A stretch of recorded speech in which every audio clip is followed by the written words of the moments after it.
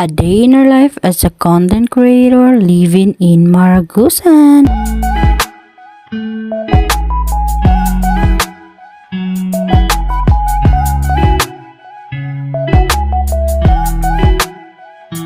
Another day, another vlog. For today's ganap ay nag-grocery lang ako ng maliit. At kasya-kasya naman to sa aming dalawa ng aking anak na si Shira May. Kaya ayan, bumili lang ako ng 2 kilo ng bigas, Funky, Energen, Selka, crayons, Zonrox at saka pagkain namin, snack, tuyo at suka at dishwashing at syempre hindi mawawala ang Rexona, baka naman.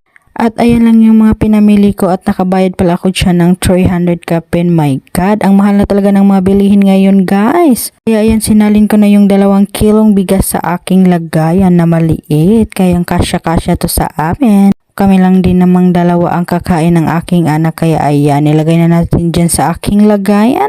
Pagkatapos ko namang magsali ng bigas at ayan, nagsaing na naman tayo kasi isa tayong ina. Kaya ayan, for the saing tayo kasi walang magsasaing sa atin. 3 taka lang pala ng 3 cup lang pala yung inilagay ko dyan at kasyang-kasya to sa amin. Maaabot pa to hanggang bukas. Kaya ayan, kinap ko na siya ng 3 beses na tubig at ayan, inilagay ko na sa aking mini rice cooker na pwedeng lutuan lahat.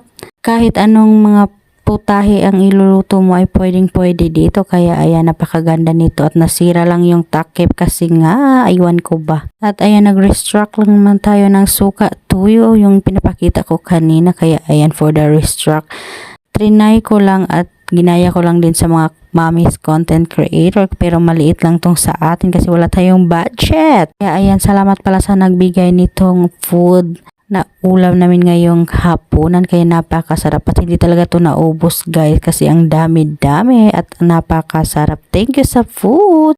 Thank you sa panonood and God bless.